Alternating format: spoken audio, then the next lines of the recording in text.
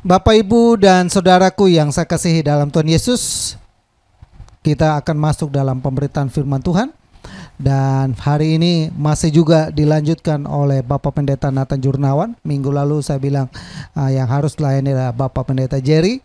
Mungkin saya ada hubungi dia, Pak Kem belum siap. Enggak apa-apa, kita tunggu siap. Karena saya juga harus syuting dia, mempersiapkan semuanya supaya benar-benar kita yang terima live streamingnya dengan baik. Nah, minggu depan kemungkinan juga masih Bapak Pendeta Nathan 1 bulan penuh, karena dia ini ada seri Elia dipelihara Tuhan, jadi kita harus ikutin sampai tuntas, ya kan? Jadi kita nggak sia-sia mengikuti ibadah kita. Selamat beribadah, dan waktu yang selanjutnya saya serahkan kepada Bapak Pendeta Nathan. Salam. Bapak Ibu dimanapun Anda berada, berjumpa dengan saya setelah kita mendengarkan pujian dan penyembahan tadi. Dan saat ini kita akan memasuki firman Tuhan. Kita akan berdoa untuk firman ini. Segala puji syukur hanya bagi nama-Mu, Juru Selamat kami yang hidup, Tuhan Yesus Kristus. Terima kasih Engkau tetap menjaga kami, memelihara kami di masa-masa pandemi COVID, di masa yang sangat sulit. Sudah berlangsung dari Januari hingga saat ini di bulan Oktober. Virus corona belum ada tanda-tanda akan menurun dan juga belum ada tanda bisa dikendalikan secara total. Tapi kami percaya Engkau tahu dari sorga melihat apapun yang terjadi di muka bumi. Jika Engkau belum turun tangan untuk menyingkirkan virus corona ini, pasti ada sesuatu yang ingin kami lakukan, yang Engkau ingin kami pelajari dari pandemi ini. Tuhan, saat ini kami juga akan mendengarkan firman-Mu. Engkau sudah menyertai kami 2 sesi tentang Elia diberi makan oleh burung gagak, dan ini adalah sesi yang ketiga. Tuhan, buka hati kami, telinga kami, mata rohani kami, agar kami dapat mengerti apa yang disajikan pada saat ini, baik kami di Indonesia maupun di luar negeri. Demikian doa permohonan kami di dalam nama Tuhan Yesus Kristus. Amin. Bapak Ibu, kita akan lihat kembali ini judul yang kita kupas. Ini adalah sesi yang ketiga.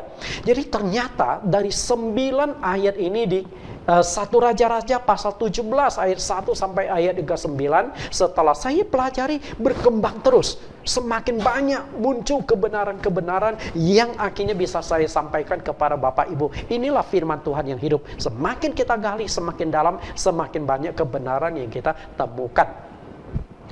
Saya mengajak Bapak Ibu membaca kembali teks ini karena hanya 9 ayat. 1 Raja-Raja 17 ayat 1. Lalu berkatalah Elia orang Tisbe dari Tisbe Gilead kepada Ahab, demi Tuhan yang hidup, Allah Israel yang kulayani, sesungguhnya tidak akan ada embun atau hujan pada tahun-tahun ini kecuali kalau kukatakan. Kemudian datanglah firman Tuhan kepadanya, pergilah dari sini, berjalanlah ke timur dan bersembunyilah di tepi sungai Kerit di sebelah timur sungai Yordan. Engkau dapat minum dari sungai itu, dan burung-burung gagak telah kuperintahkan untuk memberi makan engkau di sana. Lalu pergilah ia dan melakukan seperti firman Tuhan. Ia pergi dan diam di tepi sungai Kerit di sebelah timur sungai Yordan. Pada waktu pagi dan petang, burung-burung gagak membawa roti dan daging kepadanya, dan ia minum dari sungai itu. Tetapi sesudah beberapa waktu sungai itu menjadi kering, sebab hujan tiada turun di negeri itu. Maka datanglah firman Tuhan kepada Elia, bersiaplah, pergi ke Sarfat yang termasuk wilayah Sidon, dan diamlah di sana. Ketahuilah, aku telah memerintahkan seorang janda untuk memberi engkau makan. 9 ayat, tapi kita bisa menggali sampai 3 sesi, dan ada 1 sesi lagi, sesi yang terakhir, saya khusus akan membahas tentang burung gagak. Itu cukup menarik. Jadi semoga Bapak Ibu mendapat pengertian yang secara utuh di dalam 1 Raja-Raja 17 ayat 1 sampai ayat yang ke-9. Nah, setelah itu saya akan menyambung di ayat 10 dan seterusnya ketika Elia ke rumah janda Sarfat, dengan judul yang agak berbeda sedikit, Elia diberi makan oleh janda Sarfat. Mari kita ikuti pembahasan kita. Lihat kembali 5 subjudul yang kita kupas pada saat ini. Saya sudah mengupas dari nomor 1 sampai nomor yang ketiga. Nah, hari ini saya akan langsung membahas 2 poin, yaitu perkataan hamba Tuhan punya kekuatan, dan yang kedua adalah Sang Pencipta berkuasa atas ciptaannya. 2 topik akan kita kupas pada saat ini. Yang keempat adalah perkataan seorang hamba Tuhan mempunyai kekuatan. Apakah engkau hamba Tuhan? Jika engkau hamba Tuhan, mestinya apa yang kau ucapkan itu memiliki kekuatan. Apalagi engkau memperkatakan firman Tuhan. Lihat kembali di ayat 1 ini. Lalu berkatalah Elia, orang Tisbe, dari Tisbe Gilead kepada Ahab, demi Tuhan yang hidup, Allah Israel yang kulayani, sesungguhnya tidak akan ada embun atau hujan pada tahun-tahun ini kecuali kalau kukatakan. Ini kalimat nggak main-main loh. Karena Ahab ini, karena Elia ini sedang berbicara dengan raja loh. Kalau perkataan dia tidak terwujud, maka dia akan dibunuh oleh raja. Nggak sembarangan. Apalagi Elia menggunakan nama Tuhan, demi Tuhan yang hidup. Artinya, saya mewakili Tuhan. Padahal apa yang dikatakan Elia belum tentu itu perintah dari Tuhan. Oke? Tapi dia katakan. Oke, kita lihat. Kecuali kalau aku katakan. Artinya, akan terjadi kemarau, tidak akan ada hujan, tidak akan embun, sampai aku katakan nanti turun hujan, maka hujan itu akan diturunkan. Ini kekuatan, ini power dari perkataan dari Elia, sungguh luar biasa. Kita lihat, ini suasana hujan ya. Betapa hebat dan berkuasanya mulut dan perkataan Nabi Elia. Langit dan hujan seakan-akan dikendalikan oleh mulut dari Nabi Elia. Kita lihat. Hanya dengan mulut yang begitu kecil, dia bisa kendalikan alam semesta. Bagaimana dahsyat enggak? Artinya apa? Apa yang engkau ucapkan itu punya power, punya kuasa. Engkau sadar atau tidak, itu masalahnya. Dan tidak tanggung-tanggung, oleh perkataan Elia itu, kemarau melanda bumi sampai 3,5 tahun loh. Dan kalau 3,5 tahun Elia belum ucapkan nanti akan hujan, akan tetap seperti itu. Tapi disinilah hebatnya Elia. Lihat kuasa mulut Nabi Elia. Dia bisa mendatangkan kemarau terjadi di bumi 3,5 tahun. Kemarau. Dan dia juga akhirnya bisa mendatangkan hujan setelah terjadi kemarau 3,5 tahun. Luar biasa ya. Saya dulu tinggal di pedalaman Kalimantan. Dan di sana itu kami belum ada yang namanya PAM. Atau perusahaan air minum. Hanya minum itu di tada. Kami jadi di kampung itu kami punya 1 tong besar. Tong ini kalau 3 orang sampai 4 orang bergandengan baru bisa memeluk tong itu. Yang kami minum itu air hujan. Jadi air hujan itu ditampung di tong itu. Makanya orang Kalimantan itu rata-rata giginya itu bermasalah. Masih muda itu kalau sudah berlubang, sudah copot. Dari sekarang saya ini gigi di bagian belakang sudah pada banyak yang copot, banyak yang lubang. Kenapa? Karena kita minum air hujan. Dan air hujan itu zat kapurnya nggak ada. Okay? Nah, tong yang besar itu biasa kita hanya bisa minum beberapa bulan. Ketika beberapa bulan kemarau, maka kita sudah harus cari sumber air lain. Kemana? Kami seringkali harus ke hutan untuk mencari air, menggali sumur. Setelah itu kita bawa air pulang dari hutan. Nah, pernah 1 kali terjadi kemarau 7 bulan. 7 bulan itu betul-betul kita mengalami kesulitan untuk mendapatkan air. Tapi Elia dengan begitu gampangnya, hujan jangan turun atau hujan turun, begitu gampang diucapkan. Kalau kita punya mulut seperti Elia, kayaknya enak juga ya. Ketika kemarau kita langsung kurang, hujan turunlah, turun hujan. Ketika waktunya tiba, Nabi Elia berdoa dan hujan pun turun karena doanya. Perhatikan Yakobus pasal 5 ayat 17-18. Elia adalah manusia biasa sama seperti kita. Dan ia telah bersungguh-sungguh berdoa supaya hujan jangan turun. Dan hujan pun tidak turun di bumi selama 3 tahun 6 bulan. Lalu ia berdoa pula dan langit menurunkan hujan. Dan bumi pun mengeluarkan buahnya. Saya ingin mengajak Bapak Ibu melihat beberapa kata di sini. Elia manusia biasa. Artinya apa? Elia itu hidup, bekerja, dan melayani Tuhan sama seperti manusia umumnya. Walaupun dia nabi Tuhan, bukan berarti dia jadi manusia super, jadi orang hebat sakti. Enggak, ternyata dia juga tetap manusia biasa. Lalu kalimat yang kedua adalah sama seperti kita. Apa arti sama seperti kita? Artinya adalah sebagai manusia biasa, Elia juga punya rasa sedih, punya rasa takut, punya rasa khawatir, dan pernah juga mengalami putus asa. Oke? Namun walaupun manusia biasa, tapi bisa mengendalikan hujan, bisa mengendalikan langit. Ini kan saya katakan luar biasa. Artinya manusia biasa akan menjadi luar biasa ketika dipakai oleh Tuhan. Oke?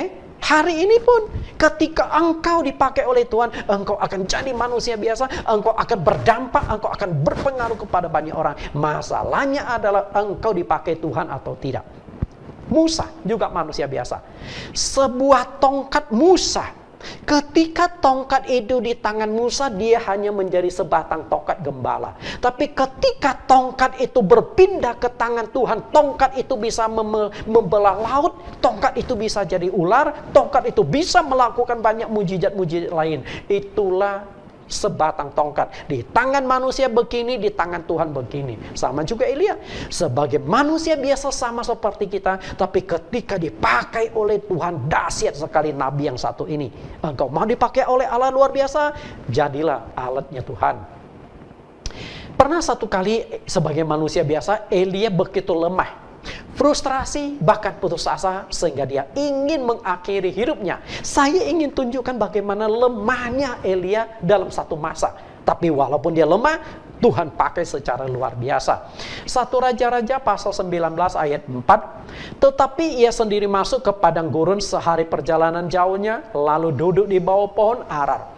Kemudian ia ingin mati. Katanya, cukuplah itu.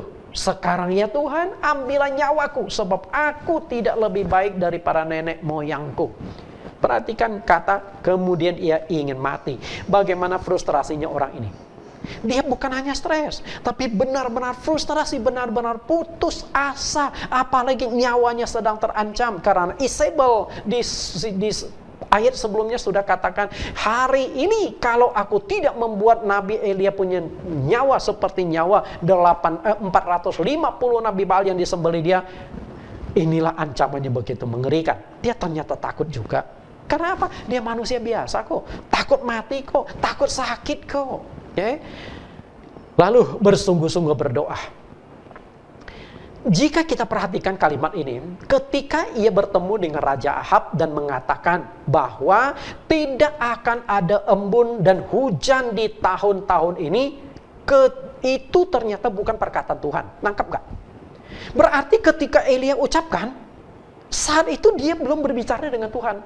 Jadi dia ucapkan lebih dulu. Nah setelah itu baru dia lobby ke Tuhan. Nangkap gak? Oke? Jadi dia berkata kepada Ahab, oh tidak akan turun hujan. Nah setelah itu dia datang kepada Tuhan. Tuhan, tolonglah jangan turun hujan 3,5 tahun. Tuhan jangan turunkan hujan dulu. Nah dia hujan gak turun. Artinya apa? Kalimat yang diucapkan ketika bertemu dengan Ahab itu bukan dari Tuhan. Itu dari mulut Elia sendiri. Nah mulut Elia itu powernya full. Sehingga apa yang diucapkan dia yakin pasti terwujud. Nah ketika dia berani ucapkan demikian, dia harus juga yakin Tuhan akan mengabulkan. Oke? Koneksi dia dengan Tuhan mestinya baik dan intim. Seandainya hubungan dia dengan Tuhan itu tidak baik, pasti dia akan bermasalah. Ketika dia berkata kepada Ahab, tidak akan turun hujan sampai aku ucapkan, ternyata besoknya hujan, minggu depannya hujan. Wah ini nabi palsu, dan dia akan ditertawakan Ahab, bahkan akan dibunuh Ahab. Oh ini nabi yang tidak dipakai Tuhan, bunuh saja. Ini masalah serius. Oke? Maksudnya Tuhan tidak suruh Elia ucapkan. Itu kalimat yang dia ketemu Ahab itu. Inilah kuasa perkataan Elia sehingga apa yang diucapkan itu bisa terjadi. Kuasa demikian inilah yang harus kita pahami, bahwa mulut kita tuh ada potensi. Perhatikan dua kalimat yang dicetak merah dan diberi garis bawah. Betapa hebat dan dahsyatnya kuasa doa Nabi Elia. Dia berdoa, Seharusnya kita pun bisa jika kita memiliki iman dan ketekunan dalam doa. Dahsyat saya katakan doa Nabi Elia ini. Hanya dari mulutnya. Ketika mendatangkan kemarau selama 3,5 tahun, di Alkitab itu sama sekali tidak menjelaskan bagaimana cara Elia itu berdoa. Tidak ada. Tapi ketika masa kemarau 3,5 tahun sudah terjadi dan dia ingin hujan itu turun, lalu dia berdoa. Nah, ini dicatatkan di Alkitab bagaimana dia berdoa. Nah, kita akan coba lihat. Kita akan analisa sedikit di 1 Raja-Raja pasal 18 ayat 41 sampai 46 tentang doa dia yang penuh khasiat, doa dia yang full power, doa dia yang penuh dengan kuasa. Kita coba lihat sedikit 1 Raja-Raja 18 ayat 41 sampai 42. Kemudian berkatalah Elia kepada Ahab, "Pergilah, makanlah dan minumlah, sebab bunyi derau hujan sudah kedengaran." Lalu Ahab pergi untuk makan dan minum, tetapi Elia naik ke puncak gunung Karmel. Lalu ia membungkuk ke tanah dan dengan mukanya di antara kedua lututnya. Perhatikan ayat 41. Kembali lagi Elia mengucapkan kalimat itu dengan iman. Dia berkata, "Pulanglah, karena sudah terdengar suara desau hujan akan turun." Pada saat itu dia belum berdoa loh. Dan belum ada bukti akan turun hujan loh. Tapi dia punya mulut, dia ucapkan dulu. Nanti apa yang diucapkan terjadi menyusul. Itulah saya katakan perkataan Elia itu full power. Karena hamba Tuhan yang benar dipakai Tuhan itu akan seperti ini. Inilah Nabi. Apa yang diucapkan terjadi. Karena itu sebagai seorang hamba Tuhan, kalau Anda punya mulut seperti itu, wah, mengerikan. Hati-hati. Kalau engkau ucapkan yang baik, bersyukurlah. Tapi kalau engkau ucapkan yang jelek, habislah. Misalnya, besok kamu akan mati. Orang itu tiba-tiba mati. Wah, mengerikan mulut Anda. Betul? Kecuali kalau ucapnya baik. Orang lagi sakit, besok engkau pasti sembuh. Langsung sembuh. Itu kan luar biasa. Itulah kekuatan dari perkataan. Bunyi hujan desau sudah kedengaran. Kemarau ini sudah terjadi 3,5 tahun. Namun Elia berani katakan kepada Ahab, suara desau hujan sudah kedengaran. Andai kata ketika Elia ucapkan demikian, ternyata bulan depan baru turun hujan, berarti ucapan dia itu nggak benar. Karena suara desau air hujan sudah kedengaran, artinya sebentar lagi, bukan bulan depan atau bukan minggu depan, tapi sebentar lagi akan terjadi. Padahal dia belum berdoa loh, belum mohon kepada Tuhan loh. Inilah yang saya katakan kuasa perkataan Elia, kuasa perkataan hamba Tuhan. Mestinya hamba Tuhan itu punya otoritas, punya kuasa yang demikian dari perkataannya. Lalu kita lihat ayat-ayat ini. 1 Raja-Raja 18 ayat 43. Setelah itu ia berkata kepada bujangnya, naiklah ke atas, lihatlah ke arah laut. Bujang itu naik ke atas dan ia melihat dan berkata, tidak ada apa-apa. Kata Elia, pergilah sekali lagi, demikianlah sampai 7 kali. Perhatikan, naiklah ke atas. Jadi waktu Elia berdoa 1 kali nih, selesai berdoa, lalu dia suruh bujang, coba kamu naik ke atas gunung. Kenapa mesti naik ke atas gunung? Karena kalau dia terlalu rendah melihat ke arah laut, nggak nyampe. Setelah dia naik ke atas, jadi pemandangan dia lebih luas, dia perhatikan. Arahkan matamu ke arah laut, dia perhatikan. Langit biru, nggak ada awan sama sekali. Karena memang kemarau itu sudah terjadi 3,5 tahun. Setelah itu dia turun, laporkan kepada Elia lagi. Nah kemudian Elia doa lagi, Tuhan turunkan hujan sebentar lagi, Tuhan turunkan hujan sebentar lagi, amin. Setelah dia suruh, kamu naik ke tempat tadi, ke atas gunung. Nah si bujang itu naik turun berapa kali? Sampai 7 kali. Menunjukkan ketekunan di dalam doa. Engkau ingin kuasa mulutmu punya kuasa, doalah. Engkau ingin doamu dijawab Tuhan, tekunlah dalam doa. Seringkali kita tidak tekun. Jika nabi besar saja untuk mendoakan sesuatu sampai 7 kali, bersujud berdoa, Tuhan turunkan hujan. Saya yakin waktu dia berdoa itu bukan hanya tutup mata, setelah itu Tuhan turun ke hujan, langsung buka mata, amin, lalu suruh bujangnya naik. Nah waktu bujangnya naik, Elia santai saja. Enggak. Waktu bujangnya naik, Elia itu berdoa. Waktu bujangnya turun, setelah Elia mendengar suara bujangnya, dia buka mata. Yang kamu lihat apa tadi? Lalu bujangnya berkata, nggak ada apa-apa. Lalu dia suruh, udah kamu naik lagi. Setelah itu Elia berdoa lagi. Bujangnya naik lagi tuh. Setelah naik, lihat tidak ada apa-apa, turun lagi tuh. 7 kali. Jadi naik turunnya itu memakan waktu. Dan sepanjang waktu itu 7 kali berdoa. Katakanlah. Bujangnya itu naik dan turun 1 jam. Oke? Naik setengah jam, turun setengah jam. Itu paling cepat. Oke? Setengah jam. 7 kali berarti 7 jam. Minimal 7 jam Elia itu berdoa.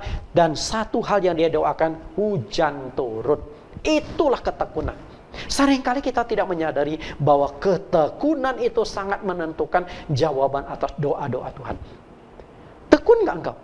Oke?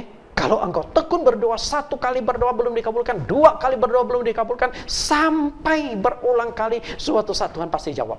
Saya banyak pengalaman tentang Tuhan menjawab doa setelah saya doakan bertahun-tahun lamanya. Bukan 1-2 kali doa langsung dijawab. Enggak juga, bertahun-tahun. Lihat pasal 18 ayat 44. Pada ke-7 kalinya berkatalah bujang itu, wah, ada awan sebesar telapak tangan timbul dari laut. Lalu kata Elia, pergilah, katakan kepada Ahab, pasang keretamu dan turunlah. Jangan sampai engkau terhalang oleh hujan. Maka dalam sekejap mata langit menjadi kelam oleh awan badai. Lalu turunlah hujan yang lebat. Ahab naik kereta lalu pergi ke Yisrael. Lihat lagi kalimat ini. Wah, awan sebesar telapak tangan muncul. Itu ke-7 kalinya loh. Setelah bujangnya naik, lalu memberikan laporan kepada Elia. Nah, hanya dengan melihat awan sebesar telapak tangan, Elia yakin doanya sudah dijawab. Padahal untuk turunkan hujan, awan sebesar telapak tangan itu untuk apa? Bagaimana turunkan hujan? Tapi awan yang sebesar telapak tangan itu menyedot uap air, lalu kemudian meliputi langit, sampai langit diliputi kegelapan karena air yang sudah berhasil disedot dari laut itu sudah begitu banyak berada di awang-awang dan tinggal turunkan. Maka tidak heran langit menjadi kelam karena tertutup oleh air, oleh uap air. Nah, setelah turunlah hujan yang begitu dahsyat. Bapak Ibu yang saya kasih, itulah kekuatan doa Elia. Itulah iman Elia. Karena itulah ketika engkau berdoa nih, oke? Berdoa, ketika ada satu tanda kecil mulai muncul, percayalah doamu sudah akan dijawab oleh Tuhan. Tinggal Anda tekuni saja dan itu akan terjadi. Iman itu sangat menentukan di dalam doa. Seberapa besar imanmu sangat menentukan seberapa besar jawaban doa atas apa yang engkau doakan. Karena itu, kalau engkau mau berdoa, harus disertai dengan iman. Tidak cukup hanya dengan tekun, tapi juga dibutuhkan iman. Kita lihat iman ini. Yakobus 1 ayat 6. Hendaklah ia memintanya dalam iman. Dan sama sekali jangan bimbang, sebab orang yang bimbang sama dengan gelombang laut yang diombang-ambingkan kian kemari oleh angin. Orang yang demikian jangan mengira bahwa ia akan menerima sesuatu dari Tuhan. Perhatikan ayat Yakobus 1 ayat 6 dan ayat 7 diperbandingkan. Okay? Ayat 6 dikatakan engkau harus minta sama dengan iman. Kalau engkau tidak punya iman, maka ayat 7, engkau jangan berharap mendapatkan sesuatu yang engkau doakan. Nah, selama ini kita berdoa tapi tidak disertai dengan iman. Karena itulah engkau harus punya iman dalam doa. Percayalah, Tuhan sanggup, Tuhan sanggup. Hanya waktunya Tuhan sudah sampai atau belum. Ayat 8, sebab orang yang mendua hati tidak akan tenang dalam hidupnya. Satu kali saya besuk. Saya besuk, kebetulan ada seorang pengurus gereja saya, kelihatan sangat beriman.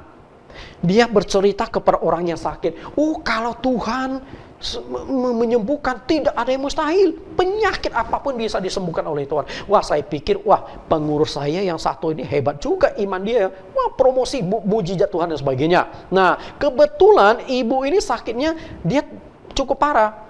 Nah, setelah selesai dia jelaskan harus bersandar pada Tuhan, kami berdoa. Nah, selesai berdoa, lalu pengurus saya ngomong, ini ada satu alamat dokternya bagus tuh.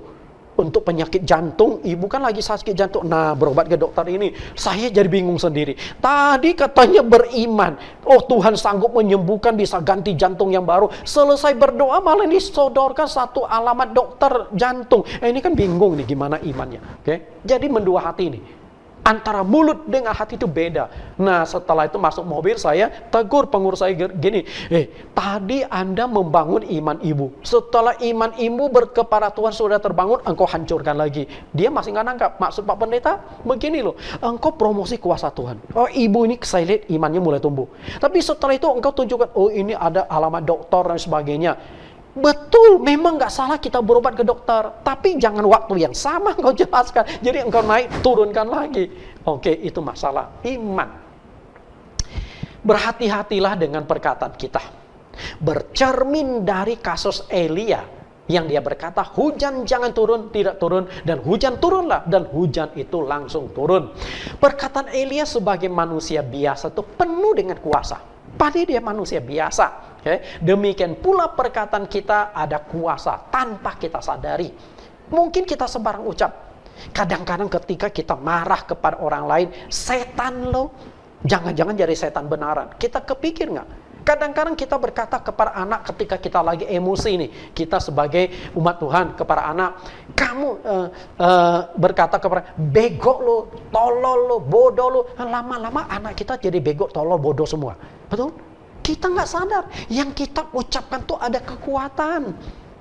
Kadang-kadang ketika kita marah kepada orang lain, setan lo. Ketika kita katakan setan, ntar dia jadi setan, yang repot siapa? Monyet lo, ntar jadi monyet, yang repot siapa? Orang tuanya juga. Kalau anaknya setan, bapak ibunya lebih parah lagi. Bapaknya setan. Betul? Inilah tanpa kita sadar. Karena itu hati-hati dengan ucapan kita, hati-hati dengan perkataan kita. Lidah kita itu harus benar-benar kita kendalikan, jangan sembarangan. Karena lidah kita bisa memberikan dampak positif. Artinya dari mulut kita, dari ucapan kita bisa berdampak secara positif, tapi lidah kita juga bisa berdampak secara negatif. Jadi apa yang kita ucapkan itu keluar dari mulut kita itu pasti ada pengaruhnya. Orang lain akan terluka karena ucapan kita negatif. Orang itu akan terhibur, diberikan kekuatan, diberikan pengharapan, diberikan sukacita karena ucapan kita. Karena itu lidah ini sangat menentukan. Hanya ada dua macam perkataan yang keluar dari mulut kita. Perkataan dari mulut kita ini berdampak untuk membangun atau berdampak untuk menghancurkan. Sangat tergantung pada lidah kita. Ketika perkataan kita membangun, kita bisa berkati orang. Tapi ketika menghancurkan, kita bisa mengutuki orang. Karena itu perkataan itu bisa membangun, menghancurkan, mengutuk atau memberkati. Lidah kita hati-hati. Karena Elia sudah menunjukkan kepada kita perkataan itu punya kuasa. Kalau perkataan kita kuasa, kita ucapkan yang baik akan baik, kita ucapkan yang jahat akan jahat.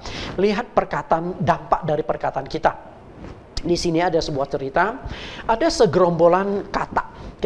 Gerombolan kata ini karena di sini terjadi kemarau, kekurangan makanan, akhirnya rame-rame mereka ingin pindah ke sebelah hutan yang sebelah lagi. Namun mereka harus melewati sebuah jalan. Nah, waktu mereka pindah, rombongan loncat-loncat terus. Tiba-tiba di depan mereka tuh ada sebuah sumur yang mereka tidak tahu. Ketika mereka lompat, jatuhlah kata ini. Lompat, jatuhlah kata ini. Akhirnya ada belasan ekor kata itu jatuh ke suatu sumur yang kering. Sumur tua. Lalu mereka coba lompat untuk naik. Padahal sumur itu sebenarnya tidak begitu dalam, hanya kurang lebih 1 meter. Tapi bagi kata 1 meter itu otomatis setengah berapa kali lipat dari badannya. Dia lompat tidak bisa keluar. Nah, sementara teman-teman yang lain tahu belasan temannya sudah terperosok ke sumur tua, akhirnya mereka berhenti di tepi kolam, kelilingi kolam itu. Nah, menonton temannya. Nah, waktu menonton temannya, mereka lihat, wah sudah 15 menit nggak ada satupun yang berhasil keluar. Sudah setengah jam nggak ada yang berhasil. Akhirnya yang di atas kolam itu berteriak, sudah kami mau lanjutkan perjalanan, tidak ada gunanya kalian lompat-lompat terus di sini. Udahlah, kalian tinggal di sini aja. Nah, akhirnya yang belasan ekor ini berpikir, ya sudah nggak ada mungkin lanjutkan lagi. Tapi ada satu yang masih lompat terus. Yang satu lompat lagi semakin tinggi. Padahal teman-teman di atas itu sudah kasih tangan, udah nggak usah lompat lagi, percuma. Tapi apa yang terjadi? Nah, si kata dia lompat lagi. Akhirnya satu kali dia berhasil lompat keluar dari sumur itu. Oke? Teman-temannya pada kaget. Yang di bawah juga bingung. Nah, setelah itu yang lain coba dekati. Toil, kami sudah kasih tahu ke kamu, nggak usah lompat lagi. Tapi kenapa kamu masih lompat-lompat terus? Hei, Anda tahu nggak? Ternyata itu kata yang satu yang berhasil keluar dari sumur itu, katanya tulik. Katanya tulik.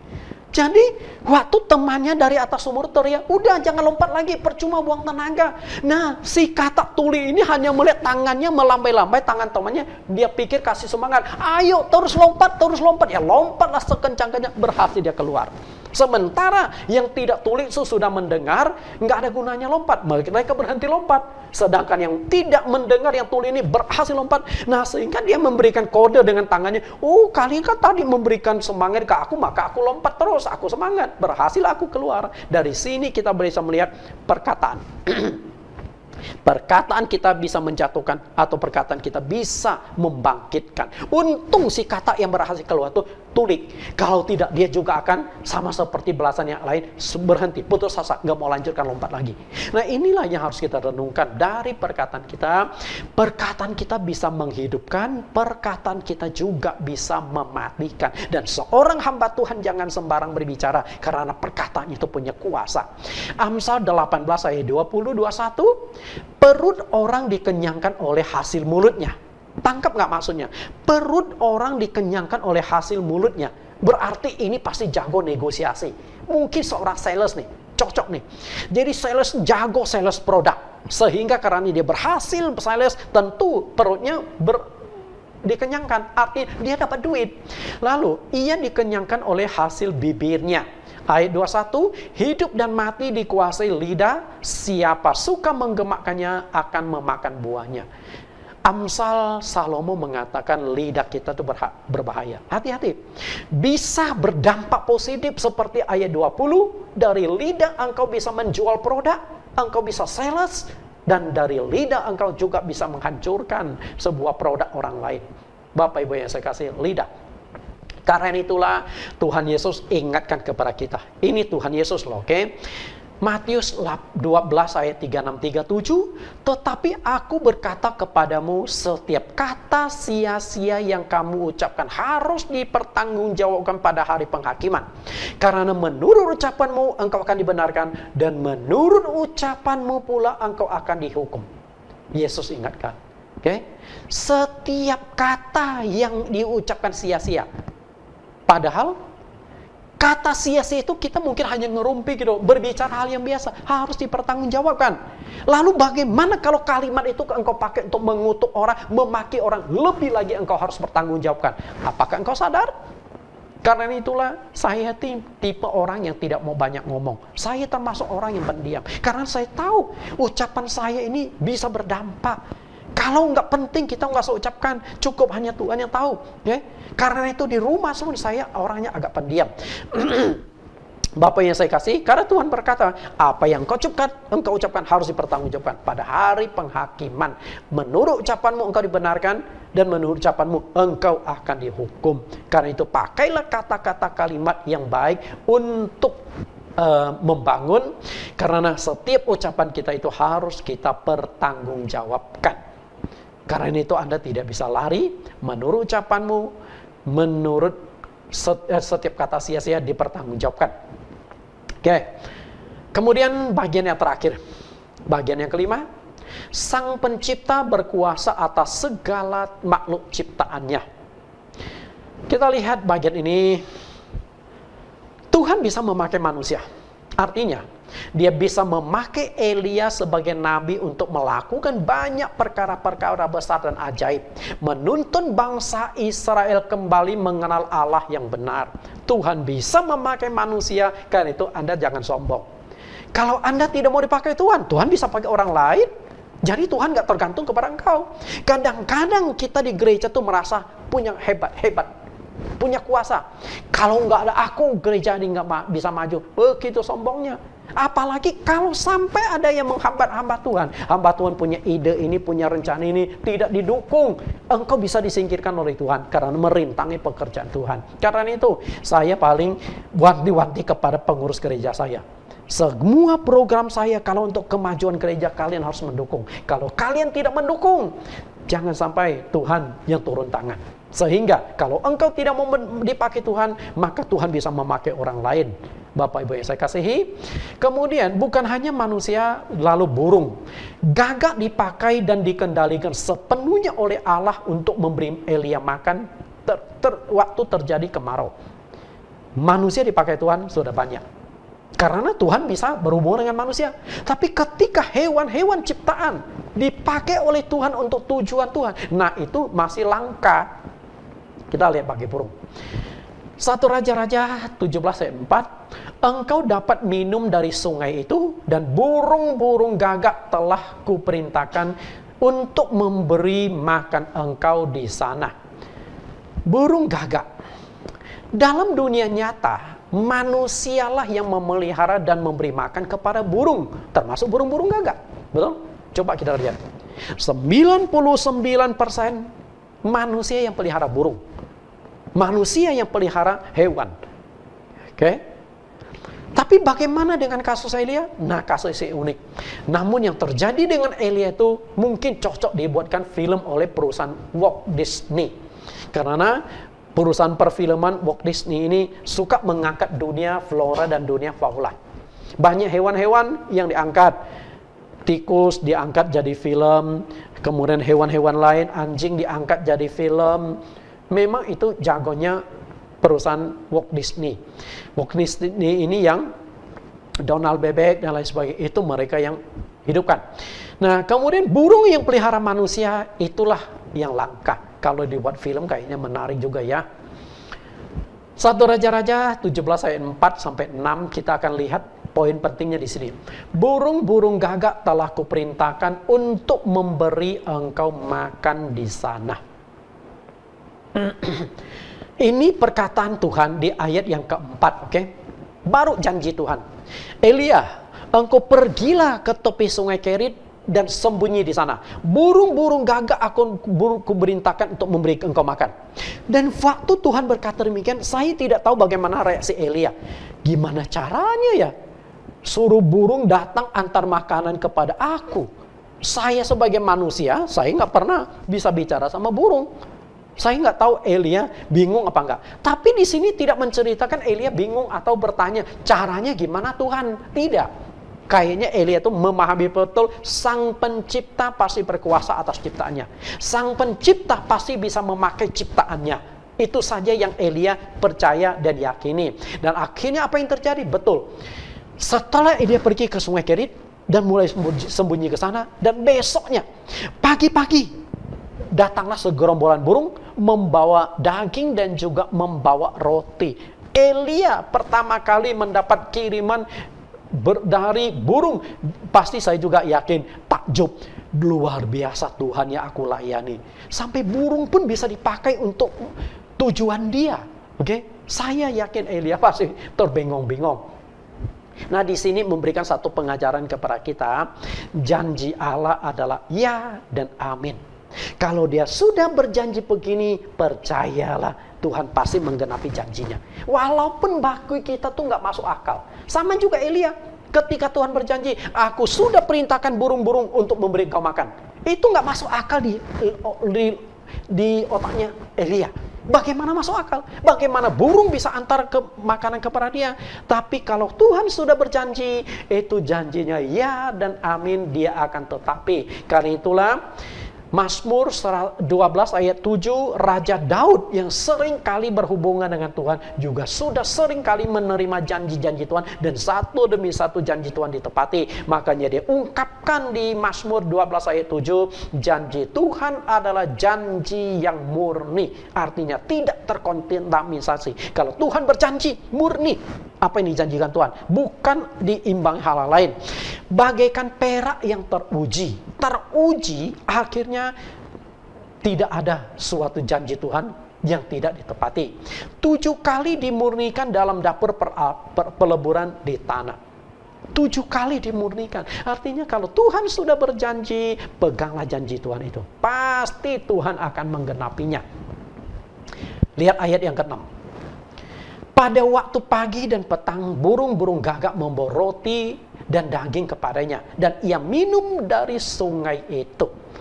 Saya ingin mengajak Bapak Ibu memperhatikan 2 kata ini. Pagi dan petang. Perhatikan pagi dan petang. Ini menentukan waktu yang kontinu. Oke? Tuhan tidak berkata sehari 2 kali. Kalau sehari 2 kali itu waktunya nggak kontinu. Bisa saja sehari 2 kali itu Elia nungguin sampai kelaparan. Betul?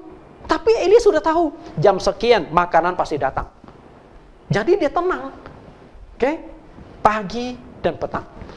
Ini menurut waktu. Sehari 2 kali burung gagak itu secara on time mengantar daging dan roti untuk dimakan oleh Elia. Perhatikan kata on time.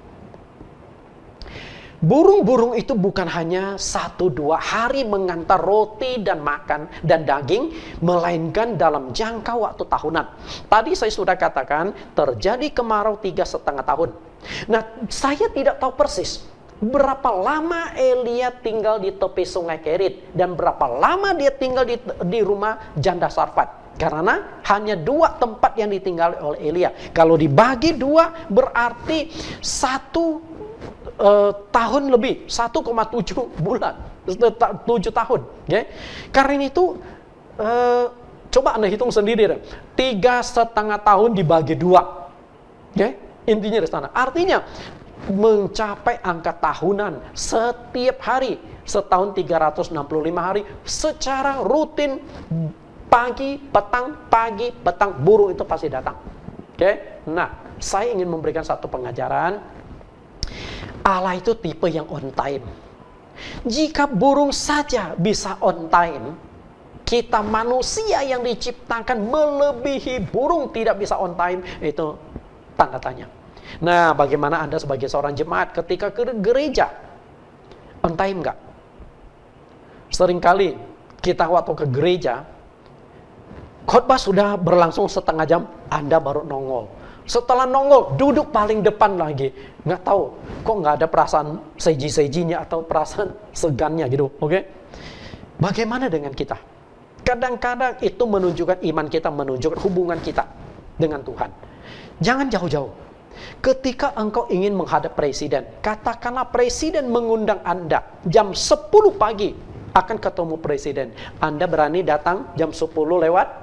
Saya yakin jam 10 presiden sudah datang, jam 8 engkau sudah datang. Engkau ingin tahu dulu, engkau duduk di mana, pertemuannya di ruang mana dan sebagainya. Betul? Itu bertemu presiden. Tapi kita mau bertemu presiden di atas segala presiden, tapi kita masih main-main sama Tuhan. Menunjukkan hubungan kita dengan Tuhan itu, rasa hormat kita kepada Tuhan itu yang masih harus dipertajam. Jika burung-burung gagak yang diibaratkan itu sebagai karyawan atau seorang hamba Tuhan, maka seharusnya mereka pun memiliki jam kerja yang jelas dan teratur.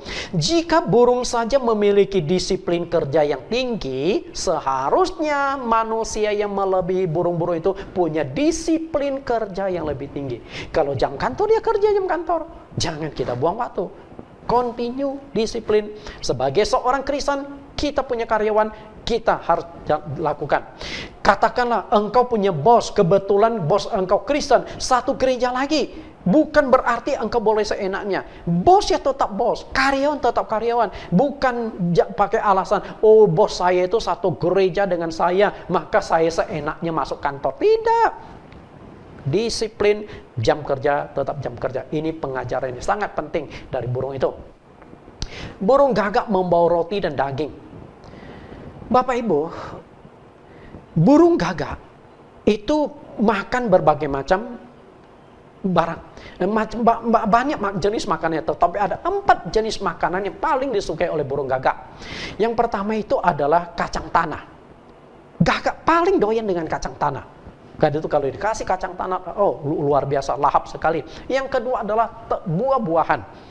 Yang ketiga itu telur rebus. Burung gagak itu suka sekali dengan telur rebus. Dan yang satu lagi itu adalah daging. Dan gagak itu lebih suka daging itu yang masih mentah. Dia mungkin bisa mencicipi rasa darah dari daging tersebut. Nah, yang ingin saya tekankan di sini adalah daging. Oke, daging. Kebanyakan burung itu pemakan biji-bijian. Nah, perhatikan di sini banyak biji-bijian dan burung sedang memakan di sana. Namun, gagak ini termasuk burung yang agak unik. Dia selain memakan buah-buahan, dia juga pemakan daging. Nah, sekarang yang menjadi permasalahan adalah begini. Apakah Allah tidak tahu bahwa burung gagak ini pemakan daging? Allah tahu nggak? Pasti tahu lah. Wah, Tuhan yang suruh gagak kok. Masa Tuhan nggak tahu gagak pemakan daging? Kalau gagak itu pemakan daging, lalu mengapa Tuhan masih tugaskan kepada gagak pergi antar daging dengan roti kepada Elia? Kenapa? Kan bisa dong memakai burung lain yang bukan pemakan daging, katakanlah burung merpati. Karena di Alkitab burung merpati juga sering dipakai Tuhan, betul? Burung merpati juga banyak disebutkan di Alkitab. Okay? Bahkan burung merpati juga punya keunikan sendiri. Burung yang paling mengerti alamat itu burung merpati. Karena dia tahu, makanya ada yang istilah merpati pos. Katakanlah Anda bawa seekor burung merpati ke Surabaya. Oke, sampai Surabaya Anda lepaskan burung merpati. Percayalah dalam sekejap. Mungkin kalau dari Surabaya ke Jakarta dia sanggup terbang 1 hari. Besoknya Anda sudah temukan burung itu ada di kandang Anda lagi. Anda boleh kasih tanda, pasti ketemu. Artinya burung ini jago mencari alamat. Mestinya pakai burung merpati, betul? Tapi kenapa Tuhan tidak pakai? Karena untuk ketemu Elia berarti burung gagak itu kan harus mencari alamat, betul nggak?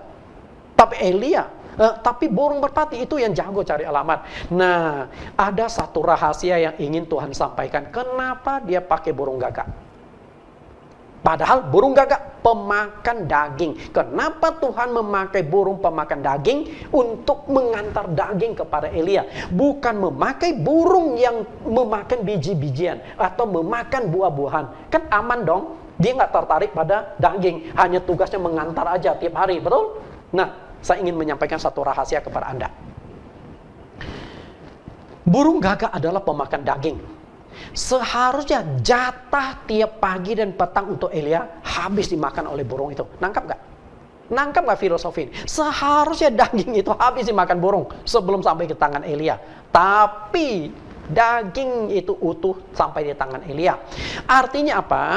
Jika berkat, yaitu kekayaan itu sudah ditentukan Allah untuk engkau, maka tidak ada yang bisa merebutnya dari engkau. Berkat itu pasti sampai kepada tangan engkau. Itu rahasia ingin Tuhan sampaikan melalui burung gagak itu. Artinya nggak usah khawatir. Engkau tidak usah marah. Kalau engkau ditipu orang, berarti duit itu memang bukan untuk engkau. Okay? Tapi kalau duit itu memang untuk engkau, percayalah duit itu pasti masuk ke kantong engkau. Ini yang perlu Anda ketahui. Kita lihat 1 Samuel 2 ayat 6 sampai 10. Saya akan berikan sekilas saja. 1 Samuel 2 ayat 6 sampai 10.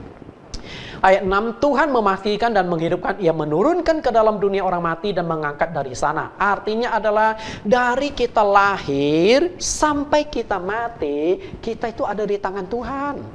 Okay? Nah, kalau kita ada di tangan Tuhan, berarti kaya miskin kita juga ada di tangan Tuhan. Maka lihat ayat yang ke-7. Tuhan membuat miskin dan membuat kaya, Ia merendahkan dan meninggikan juga. Kaya miskin. Jika berkat atau kekayaan itu diperuntukkan engkau, pasti jatuh ke tanganmu. Tapi jika berkat itu bukan untuk engkau mati-matiin berjuang, belum tentu engkau bisa dapatkan. Ayat 8, Ia menegakkan orang yang hina dari dalam debu dan mengangkat orang yang miskin dari lumpur untuk mendudukkan dia bersama-sama dengan para bangsawan dan membuat dia memiliki kursi kehormatan. Sebab Tuhan mempunyai alas bumi dan di atasnya Ia menaruh daratan. Maksudnya itu begini. Allah itu berkuasa atas posisi dan kedudukan dalam masyarakat. Dia bisa memberikan posisi itu kepada siapapun yang dikehendakinya. Memang unik sekali. Hari ini saya menjadi sekretaris umum dari sebuah sinode cukup besar. Kami punya cabang 400 lebih. Nah, pendeta-pendeta yang ada di bawah kami itu ada 600-700 orang. Dan saya diangkat sebagai sekum. Dan Bapak Ibu kan tahu, yang namanya sinode gereja untuk memilih dalam kongres, untuk menjabat ini itu, perebutan kekuasaan itu luar biasa. Kadang-kala bisa pukul-pukulan, kadang-kala bisa boikot-boikotan, pakai duit bisa dapatkan kedudukan dan sebagainya. Tapi Bapak Ibu tahu nggak? Saya jadi sekum hanya diserahkan. Datanglah yang mendirikan sinode ini. Panatan, saya lagi cari orang untuk menangani gereja saya. Bapak mau bantu saya jadi sekum? Saya pikir ya kalau memang Tuhan percayakan kepada saya ambil. Karena itu sampai sekarang saya menjadi sekum tanpa keluarkan uang, tanpa lewat kongres, tapi Tuhan percayakan. Kebetulan sinode yang saya ikuti adalah pendirinya itu punya full power, punya hak veto. Karena sinode ini memang milik dia yang dirikan. Dan dia berhak melakukan reshuffle dan sebagainya. Karena itu banyak pengurusnya mengundurkan diri, sehingga kekosongan jabatan akhirnya dia serahkan supaya saya tangani. Artinya Tuhan sanggup kok. Kalau Tuhan memandang engkau layak, maka Tuhan akan mempercayakan kepada engkau untuk jabatan itu. Ayat 9. Langkah kaki orang yang dikasihinya dilindunginya, tetapi orang-orang fasik akan binasa dalam kegelapan. Sebab bukan oleh kekuatannya sendiri seorang berkuasa. Tuhan mengamankan daging dan roti untuk Elia dari burung gagak. Demikian juga Tuhan akan mengamankan berkat untukmu. Artinya, Tuhan bisa melindungi engkau, Tuhan bisa menjaga engkau. Jika posisi ini untuk engkau juga bisa dilindungi oleh Tuhan. Tidak ada yang bisa merebutnya dari tangan engkau. Ayat 10. Orang yang berbantah dengan Tuhan akan dihancurkan, atas mereka ia menggunturi langit. Tuhan mengadili bumi sampai ke ujung-ujungnya. Ia memberi kekuatan kepada raja yang diangkatnya dan meninggikan tanduk kekuatan orang yang diurapinya. Artinya, Allah berkuasa atas posisi dan kedudukan dalam masyarakat. Dia bisa memberikan posisi itu kepada siapapun yang dikehendakinya, tapi juga bisa mencabut posisi itu dari orang tersebut. Tuhan punya otoritas. Bapak Ibu, ini satu gambar, ini masih lagi cari omset, kejar target. Banyak orang mati-matian bekerja siang malam demi mengejar berkat. Namun orang yang diperkenan dan dikasihi Tuhan, justru berkat itu yang mengejar dia. Perhatikan kalimat ini. Orang itu mati-matian mengejar berkat, mati-matian bekerja supaya menjadi kaya. Tapi kalau engkau dikasihi Tuhan, engkau diperkenan Tuhan, Tuhan justru yang akan memberkati engkau tanpa berjerih lelah. Dan pengalaman dari Raja Daud, dia berkata di Mazmur 127 ayat yang kedua, sia-sialah kamu bangun pagi-pagi dan duduk dalam sampai jauh malam, dan makan roti yang diperoleh dengan susah payah, sebab ia memberikan kepada orang yang dicintainya pada waktu tidur. Anda mati-matian bangun pagi-pagi, bekerja mati-matian. Hasilnya begitu-begitu saja. Sementara orang yang satu ini tidur pun Tuhan bisa memberikan berkat kepada dia. Artinya kaya miskin itu ada di tangan Tuhan. Contoh yang paling nyata adalah Nabi Elia.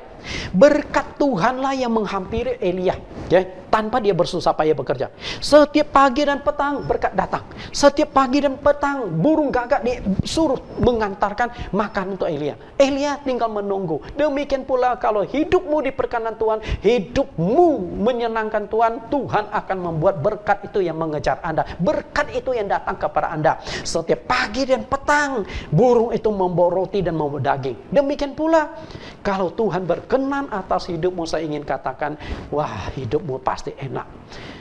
Jika ojek online, ojol, singkatannya unik juga, ojol, ojek online, sering salah alamat dan kirim pesanan, namun burung gagak tahu persis di mana harus ambil daging dan roti, harus diantar di tempat di mana Elia itu tinggal.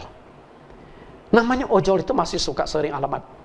Rumah saya, tempat saya tinggal, dulu itu satu rumah cukup besar, tapi dibelah dua.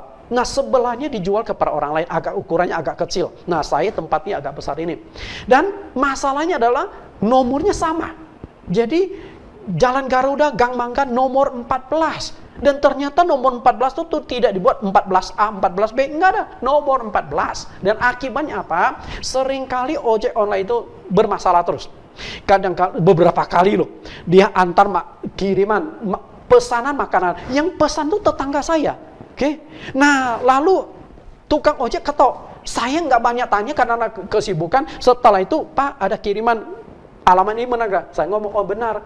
Saya lupa di tetangga saya nomor sama juga. Ya udah, makanan saya bawa masuk. Kadang-kadang setelah makanan kita makan, akhirnya diteleponin ojek, Pak, sorry, alamat salah. Lalu saya tanya istri anak saya, loh, ini bukan makanan yang kalian pesan? Enggak, kita nggak pesan. Lah, itu makanan sudah habis gimana? Ya terpaksa kita datang ke sebelah. Waduh, sorry, salah alamat. Tapi makanannya sudah kami makan. Terpaksa kita bayar ke tetangga. Itulah pusingnya kita, betul? Tapi burung gagak nggak pernah salah alamat. Setiap pagi dan petang dia pasti ambil dagingnya di mana burung gagak tahu, lalu antar di mana burung gagak tahu. Ini segerombolan burung gagak itu melakukan ekspedisi khusus untuk Elia. Bayangkan bagaimana hebatnya Tuhan kita. Bapak Ibu yang saya kasihi, jika berkat atau kekayaan itu disediakan untukmu, tidak usah dikejar pun akan sampai ke tanganmu. Tidak akan salah alamat dan tidak akan nyasar. Itu kebenaran yang perlu Anda pegang dari peristiwa burung gagak memberi makan kepada Elia.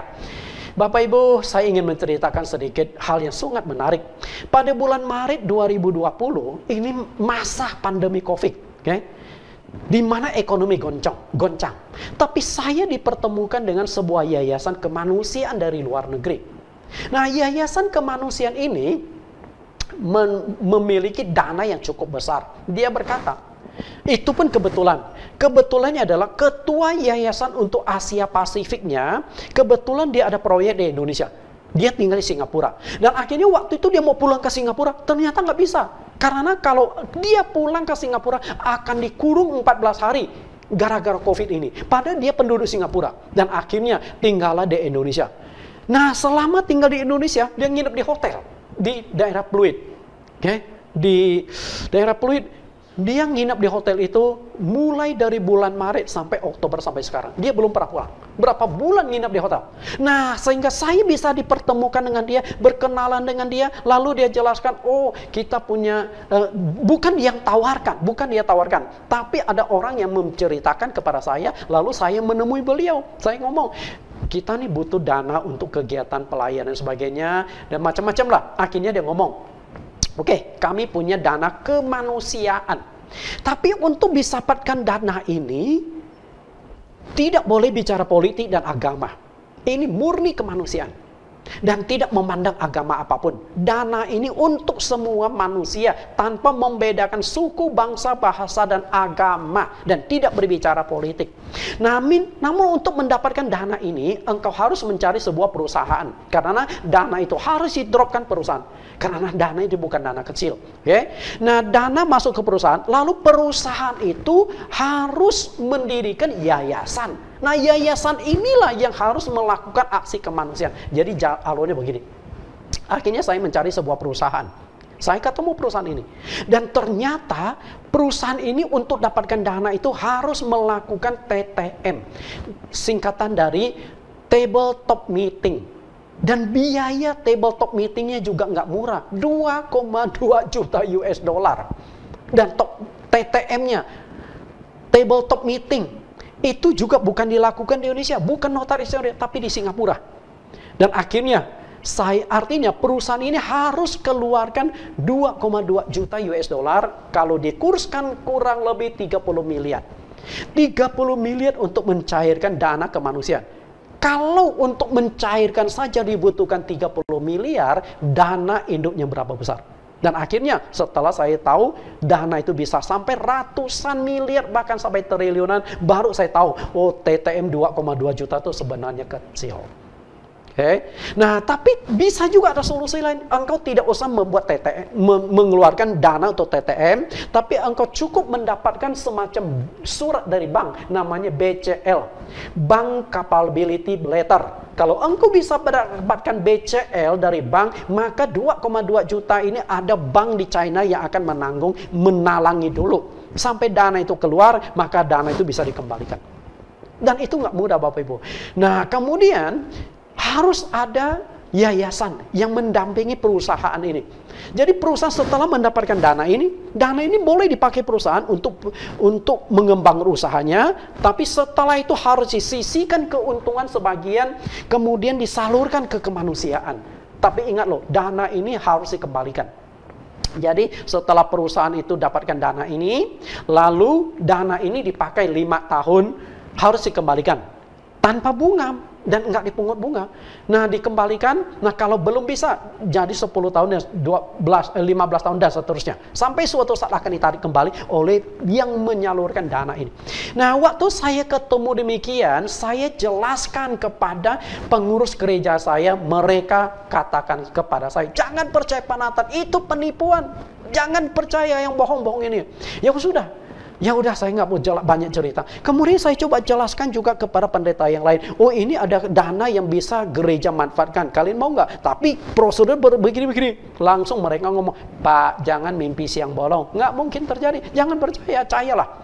Okay. Nah, ya sudah, karena saya sudah jelaskan ini nggak percaya, sudah jelaskan ini nggak percaya. Akhirnya saya dengan tim kami berjalan sendiri dan akhirnya kami mendirikan sebuah yayasan. Sebenarnya kami ingin dirikan sebuah yayasan, tapi kami melihat lebih baik kami akuisisi sebuah yayasan. Dan akhirnya kami mengakuisisi sebuah yayasan, yaitu namanya Yayasan Servia.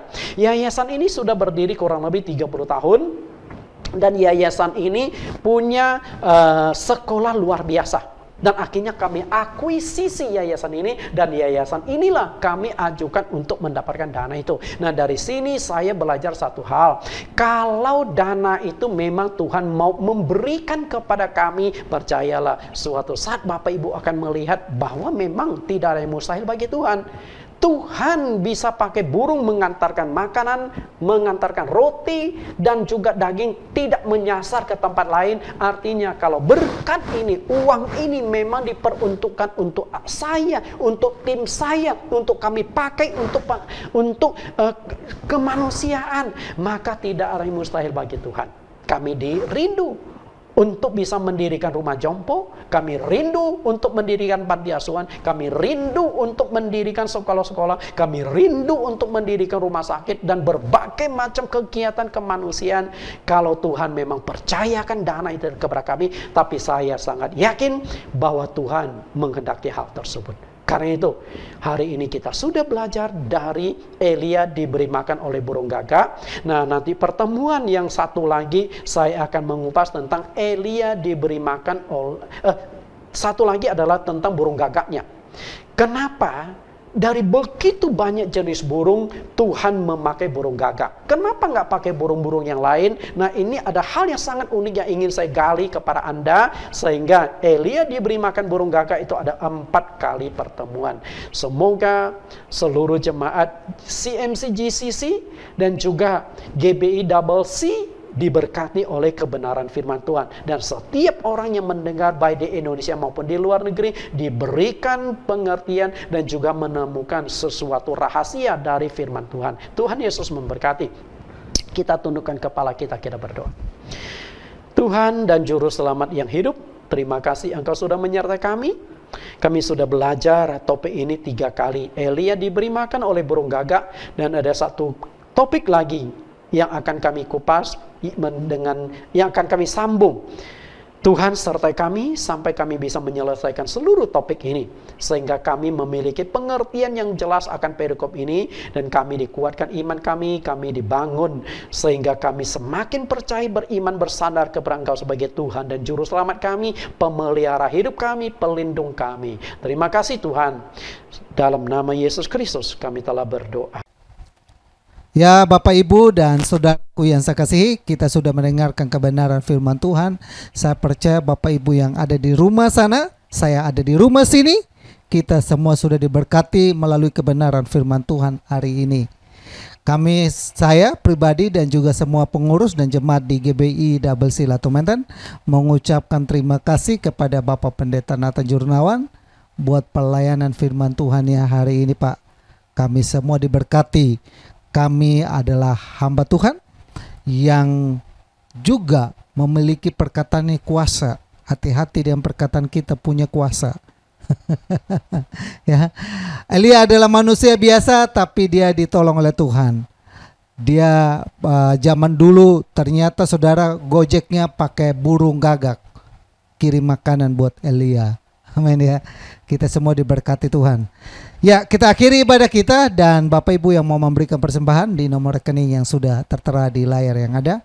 Dan mungkin ada yang mungkin Bapak Ibu mau mohon untuk didoakan, silakan komentar di kolom komen yang saya sengaja siapkan juga, atau live chatnya juga ada. Jadi bisa kita sambil jalan ibadah, Bapak Ibu bisa minta didoakan. Masukkan pokok doanya di situ, atau WhatsApp saya, ada nomor WhatsApp saya. Karena mungkin ada yang pokok doanya mungkin pribadi, ya mungkin di WhatsApp saya. Mari kita satu hati dan kita akhiri ibadah kita. Kami datang kepadamu Bapa di siang hari ini. Di akhir ibadah kami bersyukur, berterima kasih buat kebenaran firman Tuhan yang kami sudah terima. Pujian, penyembahan, pengagungan yang kami naikkan ke hadapan hadirat-Mu, menguatkan kami, memampukan kami. Betapa ajaibnya Engkau, bersama dengan Engkau kami melangkah, kami tetap maju. Pasti ada jalan yang terbuka bagi kami. Kemenangan demi kemenangan kami peroleh dalam kehidupan kami. Elia dipelihara oleh Tuhan, Elia ditolong oleh Tuhan, Elia dimampukan oleh Tuhan untuk berada dalam keadaan-keadaan yang mana krisis terjadi, kelaparan, terjadi kekeringan, namun Tuhan pelihara Elia. Terjadi penyembahan berhala yang begitu luar biasa. Ada begitu banyak hal-hal yang mungkin diperhadapkan kepada Elia yang menakutkan, namun Elia ditolong oleh Tuhan. Kami pun umat-Mu yang selalu senantiasa siang malam berseru berharapkan pertolongan Tuhan. Kami percaya, kami pun sungguh-sungguh berdoa meminta, biarlah setiap kami yang saat ini bergumul untuk usaha kami yang saat ini bergumul untuk pekerjaan, kami yang saat ini bergumul untuk keluarga, kami yang saat ini untuk bergumul buat segala sesuatu yang kami perlukan dalam kehidupan ini. Kami berdoa dan mau berdoa Bapak, kami bersama-sama bersatu hati meminta setiap permohonan doa-doa kami minta dengan iman, dengan percaya bahwa Yesus sanggup untuk melakukannya dalam kehidupan ini. Kami minta dalam nama Yesus, nyatakan kuasa-Mu bagi kami Bapak. Tuhan, jika Engkau jumpai dalam kehidupan kami anak-anak-Mu yang saat ini ada dalam keadaan yang sakit, yang lemah tubuhnya, mari Tuhan Engkau jamah dan pulihkan, sembuhkan dalam nama Yesus. Anak-anak-Mu saat ini berada dalam keadaan di mana mereka boleh mengalami pandemi ini dengan mengalami dampak di mana ada begitu banyak perusahaan yang mungkin mem-PHK mereka, ada begitu banyak usaha yang mungkin juga sudah mulai lesu. Kami percaya akan pertolongan-Mu, kami percaya akan pemulihan-Mu bagi kehidupan kami. Nyatakan kuasa-Mu, nyatakan pertolongan-Mu. Biarlah kami senantiasa dipelihara, ditolong dan dimampukan oleh Tuhan dalam kehidupan ini. Hari lepas hari kami melihat campur tangan Tuhan yang dahsyat dan hebat. Tuhan tolong kami senantiasa Bapa.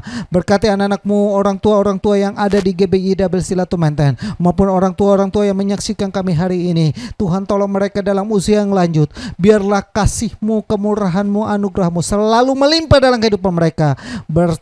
Makin hari makin kuasa-Mu menyertai dan menolong, memberkati mereka. Kami berdoa Bapa juga dan menyerahkan seluruh kehidupan kami, bangsa dan negara kami ini kami serahkan ke dalam tangan Tuhan. Berkati bangsa ini Bapa, agar bangsa ini boleh kembali, kami boleh melihat campur tangan Tuhan yang hebat bagi bangsa ini. Berkati pemerintahan pusat sampai kepada RT RW yang ada. Saat ini terjadi di mana Tuhan ada demo untuk menentang undang-undang hak cipta. Kami percaya Tuhan akan turut campur tangan di dalamnya. Segala roh-roh yang menyebarkan kebencian, segala roh-roh yang membuat kekacauan di bangsa ini, segala roh-roh yang melakukan propaganda yang tidak baik terhadap bangsa ini, yang mau melakukan kekacauan di bangsa ini, kami hancurkan rohnya itu, kami hancurkan spiritnya itu dalam nama Yesus. Dan biarlah bangsa ini boleh aman. Kami boleh melihat campur tangan Tuhan sertai pemerintahan yang ada, sehingga kami melihat kami selalu ada dalam lindungan Tuhan. Berkati bangsa pilihan-Mu Israel, kami serahkan bangsa Israel juga ke dalam tangan Tuhan. Shalom bagi Israel, nyata kuasa Tuhan, nyata pertolongan Tuhan, nyata mujizat Tuhan juga bagi Israel. Kami semua yang ada saat ini, kami menyerahkan hidup kami, rumah tangga kami, kesehatan kami, orang tua kami, kakak adik kami, sanak saudara kami, famili kami, di mana kami pun semua. Lingkupi kami Bapa dengan hadirat-Mu selalu. Jauhkan kami dari segala bakteri, virus apapun dalam kehidupan ini. Wabah virus corona ini kami boleh diproteksi semua umat Tuhan, jemaat Tuhan, semua kami kami dikuduskan, kami diproteksi dengan luar biasa dalam nama Yesus. Terpujilah namamu kekal selama-lamanya. Kalau demikian saudaraku yang saya kasihi dalam Tuhan Yesus, arahkanlah imanmu kepada Tuhan, dan mari kita kembali melakukan segala aktivitas kita dengan membawa berkat damai sejahtera dari Allah Bapa, kasih sayang daripada Yesus Kristus, persekutuan dan penghiburan Roh Kudus biarlah tetap tinggal menyertai kita mulai saat ini sampai Maranatha Tuhan Yesus datang kali yang kedua. Kami juga teringat buat bagi anak-anak-Mu yang telah memberikan persembahan. Berkati tangan-tangan memberi, mereka memberi dengan sukacita, mereka memberi dengan iman. Dalam nama Yesus, berkat Tuhan tercurah dalam hidup mereka. Terpujilah namamu, kami terima seluruh berkat Tuhan, dan kami akhiri ibadah kami dalam nama Tuhan Yesus. Yang diberkati sama-sama kita katakan, amin. Tuhan Yesus memberkati. Sampai jumpa lagi dalam ibadah live streaming minggu depan. Salam bagi kita semua. Amin.